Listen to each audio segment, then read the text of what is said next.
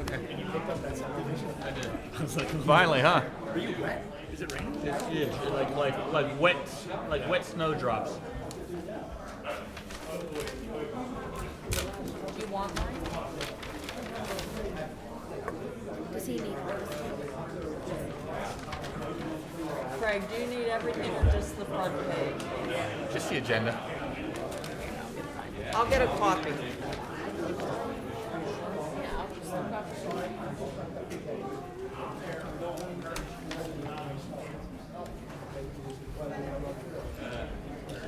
Thank you. Yep.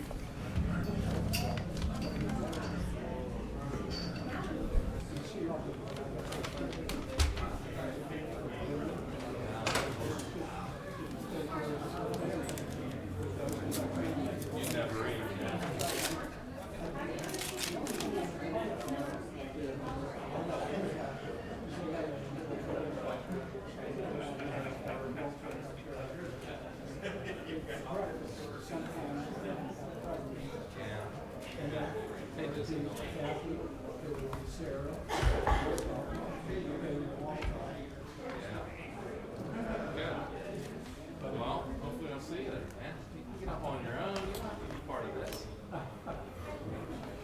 How have you been? Good. Looking for me? Yeah. Okay. Oh, I should give him this part too.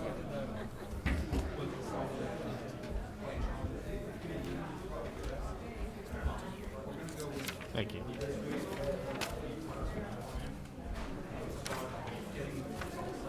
Nice. All right, man. You're gonna love it. Get here, man. You want me to tell Ryan to set something up with you guys? Come on in, talk a little more. Good. That's a good point. Any questions, issues, you can be assured you're getting what you need. I like that. Yeah, that's right there. Great point. Good. That's good news, man. I think you're gonna love it. Good. I don't even ski, so my life I'd probably break a leg or whatever. Yeah, good point. Can't have that. Yeah. All right. Chris, That's okay too. we just don't have any. Driving up and driving down, This is when you're up there, huh? on the turnpike. Yeah, that's not so bad. No, All right. ski ready for that.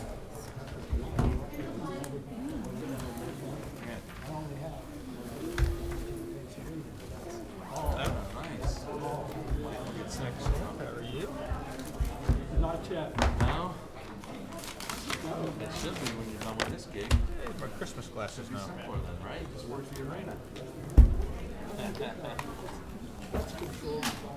I figured if you gotta wear these readers, you might as well look a little festive. Am I down too far, or what are you doing? You want me to move over? Yeah, let me move over. Kath, I'm gonna move over. So we're all in the center.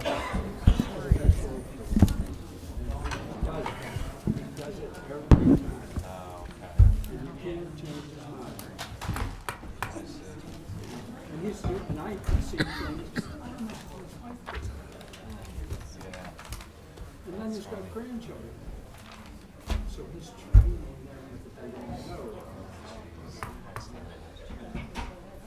Looks like they're getting ready to start. All right. Yeah, 7:01. How are you? Hey, John, how are you? Couldn't tell somebody tell me about it. You want to set the street?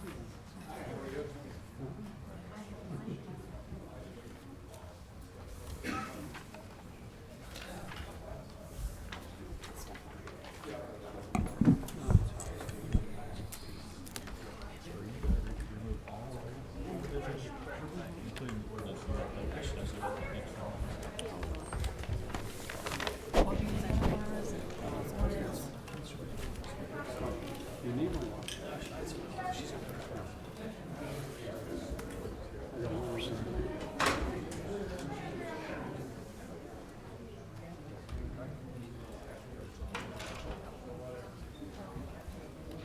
Okay. Is she over here? Yeah, she had a double sign.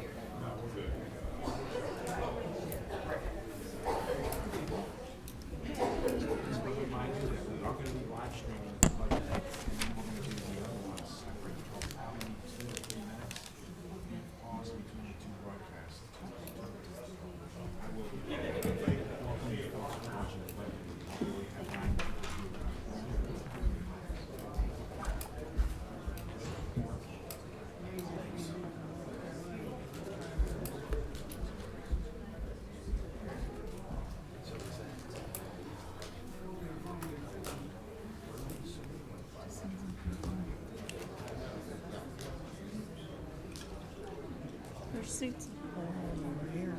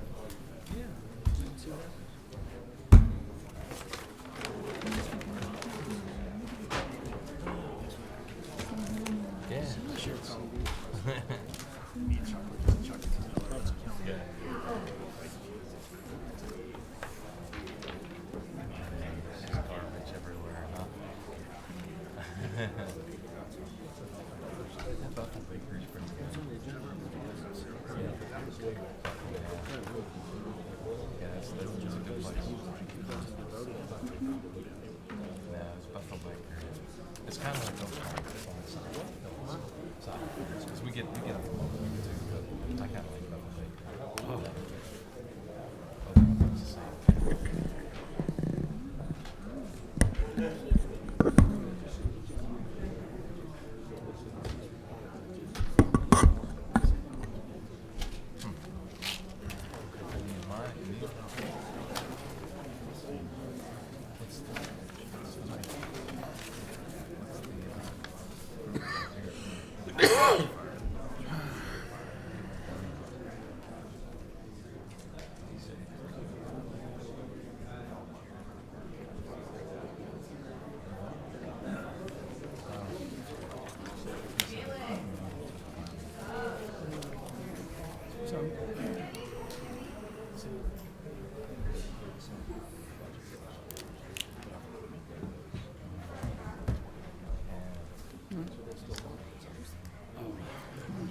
There's a mayor, a new mayor.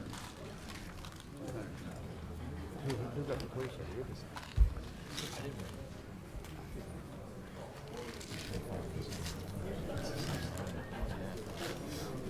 Oh, you recognize that person.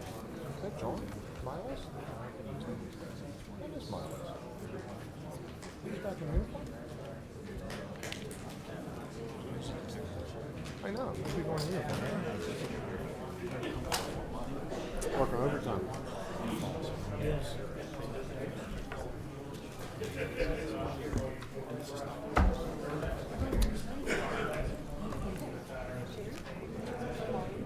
Councilman Underwood? Councilman I'm sorry? Yes. Scott? John? Rock and roll.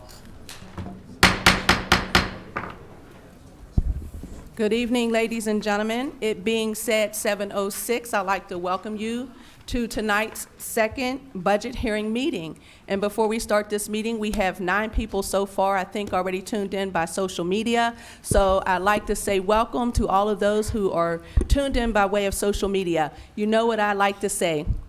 It's your money, it's your wallet. Come out and see how your money is being spent. So welcome to you in the audience, and welcome to everyone who's joining us by way of social media, and happy holidays to you. At this time, I'm going to ask if everyone would stand to give the Pledge of Allegiance. I pledge allegiance to To the flag of the United States of America and to the republic for which it stands, one nation, under God, indivisible, with liberty and justice for all. Maureen, roll call. Mr. Brodnicki. Deputy Mayor Sapp. Present. Mr. Underwood. Present. Mr. Petrucci. Here. Mayor Kuhn.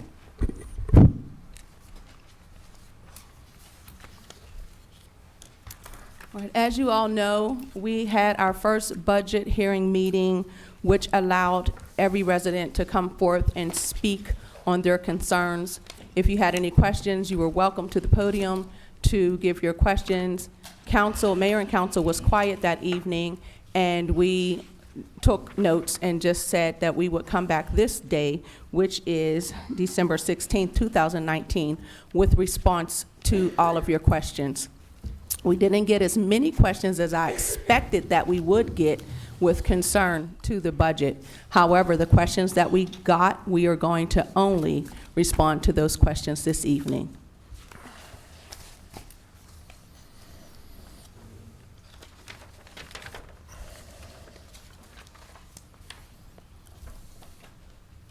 What I am going to do is I am going to actually have our council take turns participating in answering the response to the questions. So the first resident who addressed us was William Jeffcoat. And I'm going to ask Councilman Petrucci if he would please read and respond to William Jeffcoat's question. Councilman. Thank you, Deputy Mayor Sapp. Before I respond to Mr. Jeffcoat, Chief Jeffcoat's question, I'd like to read a statement that I wrote over the weekend in regards to Penn Hills. I cannot stress enough to the community of Penn Hills the severity of the financial crisis that now plagues Penn Hills. Our prior leadership of employees, with emphasis on employees that were entrusted with the daily operations of this municipality, have taken us down a road of financial disaster. With the decline in population from 64,000 to 42,000, certain steps should have been taken to adjust for the loss in revenue of the municipality. Instead, bills were paid from the fund balance, depleting the fund balance to a point that we are hinging on Act 47 financial distress. So in the following years, financial cuts and pay freezes must be implemented to save our community from this disaster. A tax anticipation loan, which we're going to vote on at the council meeting, will be taken in the new year against our tax revenue for 2020 to pay our bills. A menu of financial items will be collected and examined to see if savings will exist. Some of you may balk at these changes, but I assure you they must be done. Today we stand at the beginning of the rebuilding of Penn Hills' financial stability. It is not going to be easy, but I know with the support of the incoming council members, employees, and the community, we will build a stronger Penn Hills for the future generations. Let me say this. I would like to thank Manager Andrzejczak and Financial Director Davis for the findings and reporting of this financial problem. Also, this council that sits before you was in no way involved in this financial problem. We all were led to believe, as you were, that the budget was okay. Now, just an added note. Back in 2018, I got a phone call. And when I received this phone call, this person told me that the community was in financial distress. So immediately I went up and seen the financial director. I stopped in his office. I spoke to him. He showed me paperwork that he had saying that we were okay. I mean, it was piles and piles of paperwork I looked at. And he said, John, there's nothing wrong, we're fine. A week later, I went and seen the manager. And I told him of this call I had. Now, mind you, this was back in 2018 when I first got on. He showed me a poster board of graphs and charts that he had designed. It showed me that everything was fine in this community. You know where that poster board is today? It's laying on the floor of his old office. So it mustn't have meant that big of a deal to bring it down to here and explain it to the rest of us. So he assured me also that everything was fine. So you see, questions were asked, but incorrect information was given back. So today, we sit here before you, and we're going to answer these questions. And the first question, I believe, that was from William Jeffcoat. And there's no reason for me to read this, Bill. We know what you want. We know, we have a good idea what you want, what's needed, what you need. We know what you need. And I believe it, and so does the rest of the council, the manager, and everybody in this room understands what you guys need, and you deserve it. But right now, everything is going to be put on hold in this community until we can figure out where this budget's going. That's the best answer I can tell everybody for any of these questions right now. Next. Now, you are getting your stipends. Councilman Petrucci, may I interrupt you? Yeah. Would you be so kind just to read the response? The residents or the audience does not have a copy of what we have in front of us. So if you could read that response. Do you want me to read the one that was given on December 13th? No, I want you to read our response to his comment. Do you have it? No, I don't. Here? The $107,000 represented the financial loan payment for the equipment that was purchased and delivered several years ago. With a loan retired, the payment was removed from the budget. The staff of Penn Hills is currently pursuing funding options that may be more affordable to the municipality. The municipality is also committed to completing a comprehensive fire study by the Commonwealth of Pennsylvania. The purpose of this study is to make recommendations on funding equipment, structure, and of the services and revenue streams. All 6 fire companies agreed to support the study and provide the state consultant with information needed for the study. The municipality has received required information from only 3 out of 6 fire companies and is awaiting full compliance and the study recommendations before committing additional funding. And I believe we just got another memo today that states that the fire marshal is working on this one here, Scott. Some financing option. That's a financing option for your equipment. It's based on the cost of $2,000 per set and 125 sets. This is from your Chuck Miller, your fire marshal, and you might want to get with him because he has the paperwork. And also, I'd like to add to that, thank you, Councilman Petrucci. I'd like to add to that we are waiting for full compliance from all 6 fire stations. We have 3 who are in compliance currently, and we're waiting for the other 3 to come full compliance so that this study of recommendations can be completed before we can give any type of recommendations and commit ourselves to additional funding. So we would like to have the study to see exactly where we need to go with the 6 fire departments that we have. And I would like to say thank you so much for your hard work. I thank you so much for putting your lives on the line every day.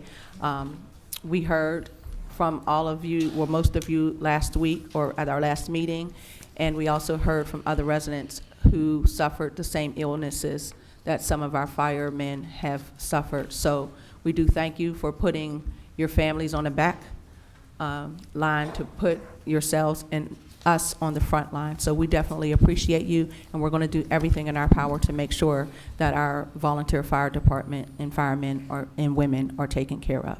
So thank you so much, Chief Jeffcoat. The next resident who came to speak was Faith Malazzo. Faith, her input and her question was, why is there 1 less traffic officer? Why is there less revenue showing for code enforcement? And I'm going to turn this question over to our business manager so that he can give a response.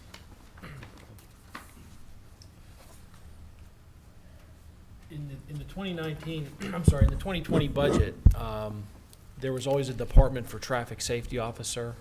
Those functions are still going to be performed, but that's no longer a standalone function. What the management of the police department recommended is that a lot of the traffic safety functions that one individual performed would be performed by all of the officers as part of their daily routine. To answer that question, There was also a question from Ms. Milazzo about why there might be less revenue showing for code enforcement, and we did review that. The revenue was estimated, and we made an estimate based on, the estimate was a rather conservative estimate. Revenues estimated, the municipality made an estimate based on what was in 19, which included the revenue for code enforcement, but we did review it. What we do when we make these budgets on expenses and revenues is, as we get closer to the year, we can adjust certain revenue lines based on what it looks like is happening. But we did review that line to make sure that what's showing there for revenue is in fact matches with reality. Thank you so much, Scott. The next resident to address council was Jim Getzey. His question was, what is special pay? And at this time, Sherry, our finance director, if you don't mind, would you give the definition of contractual pay, which is going to be our new word that we are going to use in place of special pay? Sherry. Sure.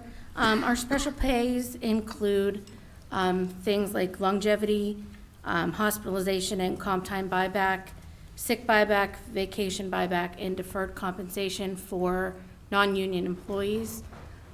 They are contracted pays that are paid out when somebody might retire, and that would be when the special pay would come into effect, as well as longevity.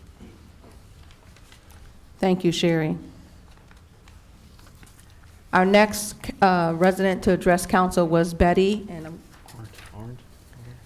and forgive me if I mispronounce your name, Betty Arndt.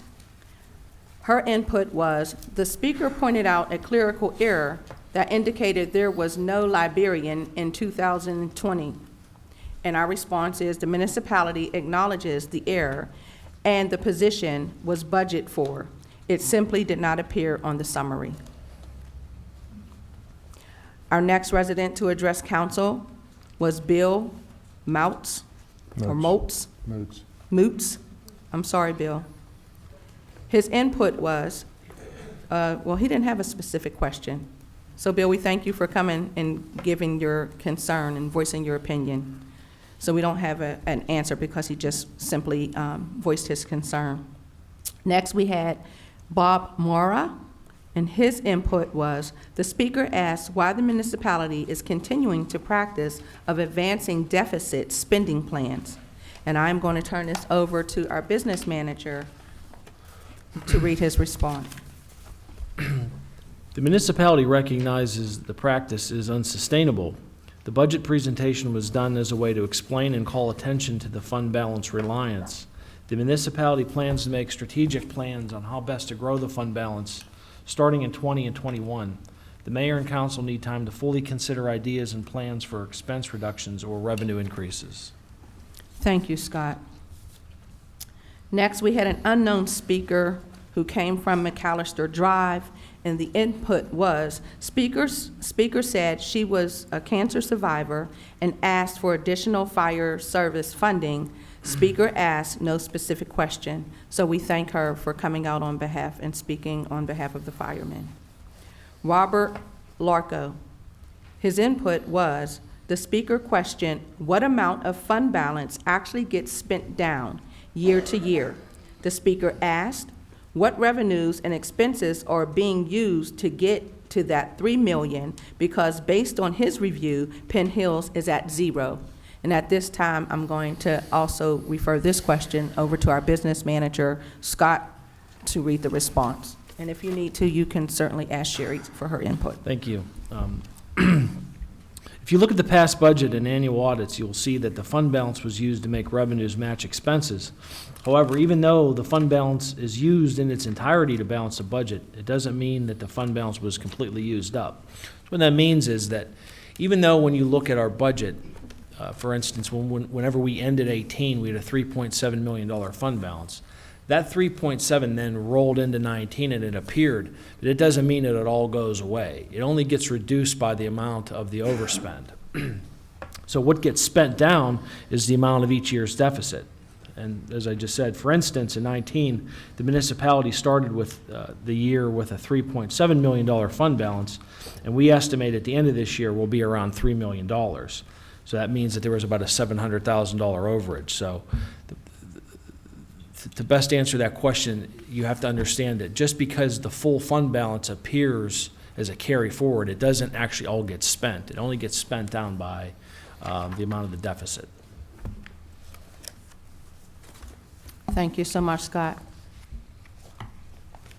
So he did say approximately around 3 million. So if it comes in at just a little bit lower, you understand that he did say approximately.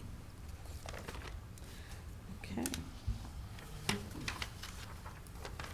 The next resident to address council was Andrea Getzy, and the speaker referenced the document Jim Getzy had given us, and he had questions pertaining on that sheet to what she said. The speaker questioned the revenues and expenses in a general way. The speaker inquired about overtime in light of staffing increases. The speaker also pointed out a projected 2019 revenue that was enormously entered as a positive number. The speaker questioned why some summary pages to not correspond exactly with departmental budgets. The speaker also requested an analyst on all of the overtime. So I'm going to, again, turn this over to our business manager for his response.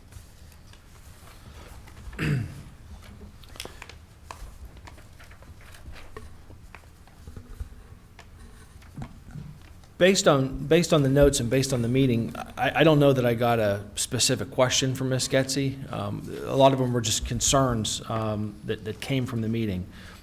Based on the notes, the speaker questioned revenues and expenses generally. Now, since the meeting, we did go back and we have begun, and it's been given to council, an analysis of overtime. I know there was a specific concern about overtime in one particular department, and we have gone back. Chief Burton and I have gone back to council, and we've produced an analysis that's been given to the mayor and the rest of the council about specifically police overtime. So that analysis was done as it relates to the police department specifically. And as to the question as to when you look at each department, there's always a summary page that precedes each budget. And as we just said, in one of those budgets, it didn't show a librarian as being part of the budget. But when you looked at the next page and you actually looked in the numbers, you'll find that it was there.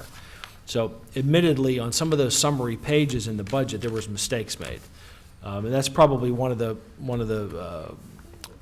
best examples of it is where, it doesn't show a position as being in the budget on the summary page, but when you look at the wages on the following page, they're actually in the budget. Those were oversights. Those were mistakes that were made in the preparation of the document.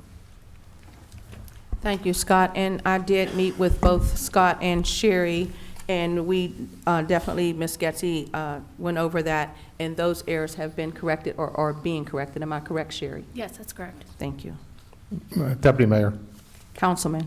let me just add one thing to that. I'm going to read what the chief had come out with on his, the question that was answered about the overtime. Part of the reason for the overtime increase is what we had 2 vacant slots for police officers. We had 51 at the time, and the magic number is 53. So we're at full contingency, I believe, at 53, but Mr. Persichetti would just resign, so we're back down to 52. But the full contingency is 53. But this was done, I believe, when we were short. Part of the reason for the overtime increase is that we had 2 vacant slots for police officers, and we had 5 officers off on workman's comp, as well as officers off for elective surgery. We had an issue with the use of abuse of a sick time, but I addressed the matter, and use of sick time has decreased. And actually, from what he's showing us, that it's gone down this year versus 2018 also. So he is on top of it. Thank you, Councilman. And I'd like to just inform you that one of the biggest parts of any municipality, borough, township's budget is always going to be their police department, simply for those reasons that Councilman just stated. So, however, we are hoping that the chief will be able to rectify some of that overtime moving forward. Next, our next resident to address council was Pauline Calabrese. Her input was, speaker questioned items on pages of the 2019 budget that showed some 2019 projected revenues appearing as a deficit and not a credit. Sherry, would you take that question, please? These were also system errors that have been corrected. In the 2019 estimates, they appeared as revenue, I'm sorry, Debits. Deficits. they That's appeared okay. as deficits instead of revenues. That has been corrected, and the estimates will be corrected then. Thank you so much, Sherry. The next resident to address council was Ron Z. of Duff Road. The speaker pointed out what firemen do. The speaker suggested that Penn Hills, it should say that Penn Hills have a fee on, put a fee on residents for fire services for between $20 and $25 per household per year.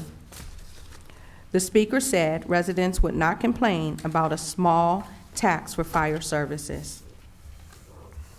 I'm going to address that one. I know that our sewage bills are just totally out of control, and people are having a very hard time keeping up with water and sewage. I know that we have a lot of people on fixed incomes here in Penn Hills. I know that people are living paycheck to paycheck, but I also know that it's important that if your house catches on fire, we need someone to put it out. So, with that being said, we are going to look into that. I personally don't think it's a bad idea. It may not get to be between 20 and 25, but something would be better than nothing. And on that note, I also like to say, whenever, and this goes for people watching by way of social media, whenever you see our firemen out with their boots on their Fireman Appreciation Day, please, the more that we contribute on that day when they're out there, the more we fill the boots, the less of a burden it is on us as a residents, because if any one of our homes caught on fire, we certainly need someone to put the fire out. So, with that being said, Fireman Appreciation Day, any fundraising that they have, please support our Penn Hills volunteer fire departments. They deserve it, and it's not something that they want, it's something that they need. And the need is not for them, it's for us. Next, the resident to address council was Ike, and Ike just said, let's see, the speaker asked that there be an objective document be released prior to final budget passage. The speaker said he is opposed to any taxes. With that being said, that actually concludes our second budget hearing meeting. I want to say thank you so much for coming out, listening to the response that we had to give back to you. I hope that we've satisfied all of your questions. Mr. Getsy, I do see your hand, but we are not opening the floor this evening for questions. That was going to be last week. That was at our last budget hearing meeting. Excuse me, that was at our last budget hearing meeting when all residents were welcome to come out and take as long as you want at the podium to express your questions and concerns. This second budget hearing meeting is specifically for mayor and council to address every question. At that meeting, I beseeched and begged for more questions. I even gave an additional 10 minutes. Excuse me, please. I gave. Shh. Excuse me, ma'am. Excuse me. Excuse me. I will. Excuse me. Thank you. I hope that we were able to answer all of your questions. And normally, and I do apologize, you don't have to yell out. You can just raise your hand and I can see you, okay? Normally, I will recognize you when I'm ready. I'm not ready for you. Normally, we don't have the public input on our second budget hearing meeting. We don't open it for that. But since it is on the agenda, I am only going to allow a minute for our residents to come out. The room is full, and we do have to go into a council meeting right after this budget hearing. So, Ma'am, if you would like to come to the podium, state your name and address.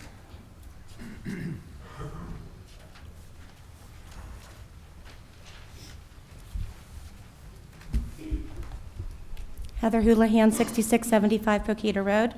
I'd just like to say that the entire purpose of a budget hearing is for public input. It is to present it to the public and for you to listen to public input. It's not just a typical meeting or an adoption. It is for public input. So I appreciate you letting me speak.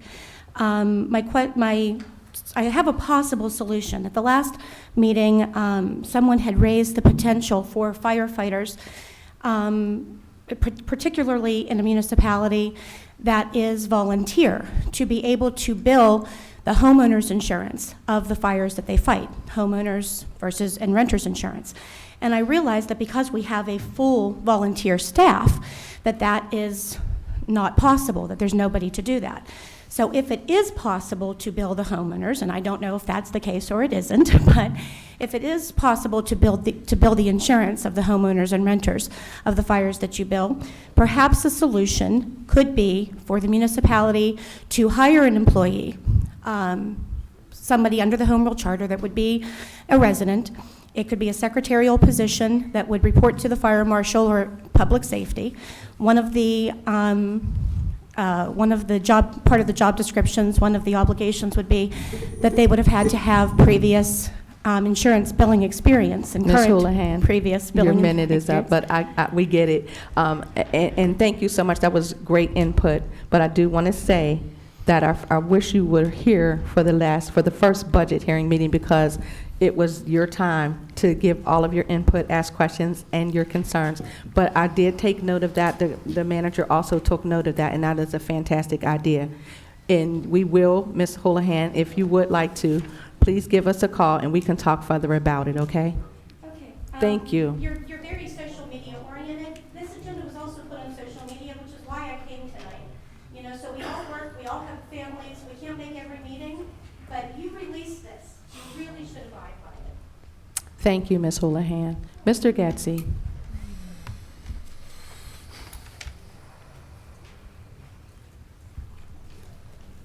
Jim Getzey, 151 Crescent Hills Road.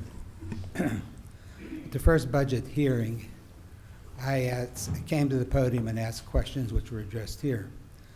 I then went into asking some items about the audit which reflect the budget, and you told me, sit down, you'll be able to ask those questions at the second budget hearing. This should be reflected in the minutes.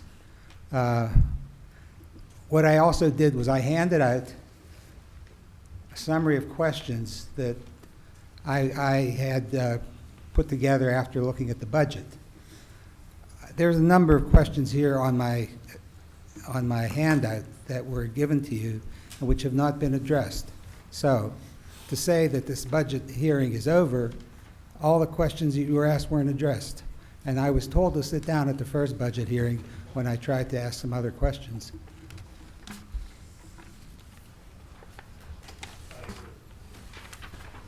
Well, Mr. Getzey, I don't recall having you sit down at the first budget hearing meeting. And what I did hear you ask was what was contractual pay, and I believe our finance director answered that question this evening. Thank you. Would anyone else like to come to the podium and address council? And again, our first budget hearing meeting, since I've been on council, has always been for the residents. And mayor and council, we sit quiet, we take notes, and we come back at the second budget hearing meeting, and this is for clarification moving forward, to give response to your questions and your concerns. Ma'am. Hi, if you look at the 2020 budget, I think it's on page 10, I'm not sure. It says, it's I'm the sorry, could you state comparison- your name and address? Oh, I'm Sarah Snatchko, 165 Laurie Drive. And what page did you say, Miss? I believe it's 10, I'm not sure. It's the comparison of full-time positions.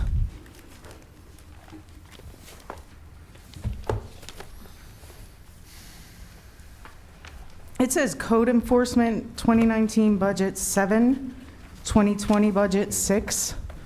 So will you have one fewer code enforcement person in 2020? And if so, how do you plan to keep up with code enforcement? I'm going to let our business manager answer that question. We're going to have the same number of code officers next year as we have had for most of 19. There was a resignation of a code officer that occurred in 2019, and simultaneously to that, there was a position in the code office of records administrator.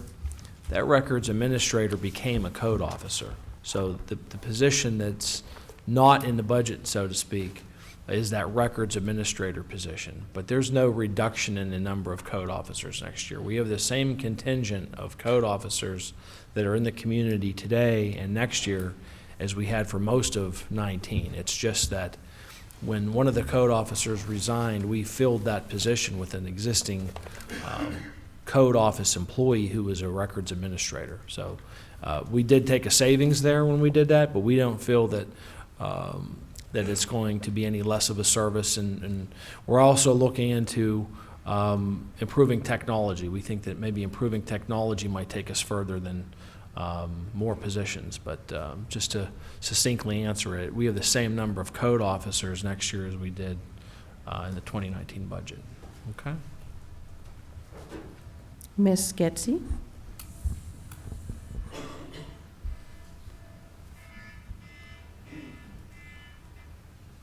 Andrea Gatsey, 151 Crescent Hills Road. 2 weeks ago, my husband submitted us some graphs and questions. When I stood up, I said, those questions, we didn't want to stand here and read them to you, so we wanted them to be addressed today. I can see 3 questions that were not addressed. They have to do with the sewer fund. The first one was, why are the 2019 estimated benefits increasing by 34% from the 2018 actuals when salaries are slightly down from the prior year? The second question not addressed is, why are the sewer fund 2020 salaries going up 42% from 2019 estimates? The third question not addressed is, the rental expenditure in the 2020 budget is going up by $502,000 versus the estimated amount, but the sewer usage fees are only showing an increase of $200,000. Why are these changes different? That is a third question not addressed. Fourth question not addressed. In the general fund, what is driving the lower 2019 estimated deed fund transfer tax revenue from 2018 actuals? So they're hard questions to throw out without looking at a budget, and that's why we gave you these questions in this form. But they were not answered this evening. Okay, thank you, Ms. Getzey.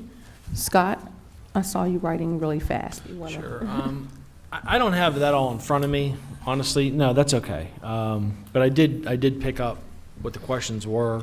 I don't know that I'm prepared to answer all of those right now in the interest of time, but what I can tell you, just to speak to a few of them, and I don't know that the 2019 budget shows, you're saying that the 2020 budget shows a 34% increase in benefits, and I don't know that it does, but what I can tell you is that our biggest benefit cost here at Penn Hills is our cost of medical insurance. That's increasing next year, but it's not increasing anywhere near that number. I think we're around a 4 or 5% increase. So it might have been underestimated in 19. It's very possible that it was under projected in 19, and maybe we caught that mistake, and maybe in 20 it's being adjusted to reality. But we don't have any benefit here that's increasing by that drastic of an amount next year. And as I said, healthcare is always going to be the biggest employment benefit that we have here, and it is going up next year, but it's not going up by that degree. It's going up by 5%. So why that appears that way, I would really have to dig into that more. I would be happy to meet with you and talk about it and review it with you. I'd be happy to do that. In terms of your second question that I caught was a question about salaries that are going up 42%. My answer to that is going to be similar to the first. When you look at that sewer department, there's a number of employees that are in there, most of which are contractual employees. There's no, we have no collective bargaining agreement here in Penn Hills for any group that's seeing a 42% increase, I can tell you that. I know that the increases in the budget message that I gave you, it outlines what the different unions are going to get next year. Those range between 2 and 3%, based on where they're at in the union. There's the MEO group, and then we also have the wastewater employees, but they're not getting that kind of an increase. So why would it be that in 2020 there's a number that you've identified that's much bigger than 19? I would have to dig into it deeper, but I could tell you it might have been underestimated in 19. It's possible that when we did the 19 budget that it was underestimated. Other than the addition of a laborer that we added on to the sewer department in 2019, we shouldn't be seeing any kind of big increase like that. So unfortunately, I think that's the best answer I could probably give you at this time. In terms of why it might be that the D transfer tax is a little lower, I would probably have to defer to our finance director. We might even have to call the county to see maybe that's directly related to sales of property that we get. We don't have a lot of control over that, unfortunately. There's been a lot of years where there's a lot of property sold in Penn Hills, and we're the beneficiary of that. We get no lien letters, and we also get part of that transfer tax. But as to why it's lower, I would really have to spend a little more time than I'm going to be able to do here tonight to delve into that. But I'd be happy to do that at another time. Anyone else? Yes, sir. Please come to the podium, state your name and address. My name is Trent Griffith. I live at 166 Woodside Lane. The fireman's dilemma really bothers me. What is the amount of money that the firemen are asking for? Scott? Would you like to take that? 107? $107? Has it been figured out if we would put some type of, and I hate to use the word tax, on properties, residents, however we figure it out, how much does that come to per person or per family to be able to raise us 107? So that would be per household, and it depends on what our census comes back as. Okay, has it been at all looked at? Roughly around 1 mil. Which equates to how much for the average family? Well, we have to do a little math here, so. Off the top of my head, it was 120, was it 100? $35? So it might be, maybe, it might be, what, 120 per household? 128 or 135. It might be roughly somewhere around 120, but this is a guesstimate, okay? That's 120 for, Per household. for, No. per year? Estimated. Estimate. Estimated. No, I know, this is not written Yes, in stone yet. this is estimated. And that's per year we're talking about? That would be per year. Okay, now, I'm in sales. I own businesses and I'm in sales. And I know that the way that, what you're trying to get to the public, the method in which you do it is as important sometimes as what you're trying to sell. If I had a insurance agent, my insurance agent said, Trent, for $125 a year, we will make sure if your house catches on fire, we will make sure there's a fire truck there. They're going to rescue the people that are in that house, the dogs, the cats, fish, whatever's in there. We're going to make sure that we can put that house on. And we're going to make sure that anytime, 24/7, we're going to do this. 365 days a year. And it's going to cost you $125 a year. I don't know of anybody that would say no. And that's basically the way that this idea needs to be presented to the public. Okay. It's a tax, yeah, it's a tax, but we got to tell the story. Right, Mr. Trent, you reached your minute plus. So thank you Plus? thank you so very Thank much. you. And you made a good point. You made a good point and point taken. Thank you so much. Anyone else? Okay, at this time, we are going to adjourn our second budget hearing meeting. We hope that we have been informative to you with regards to answering your questions. And if you are interested, we welcome you to please stay for our council meeting, which is going to take place within the next 5 minutes. Thank you so much for coming out. Meeting adjourned.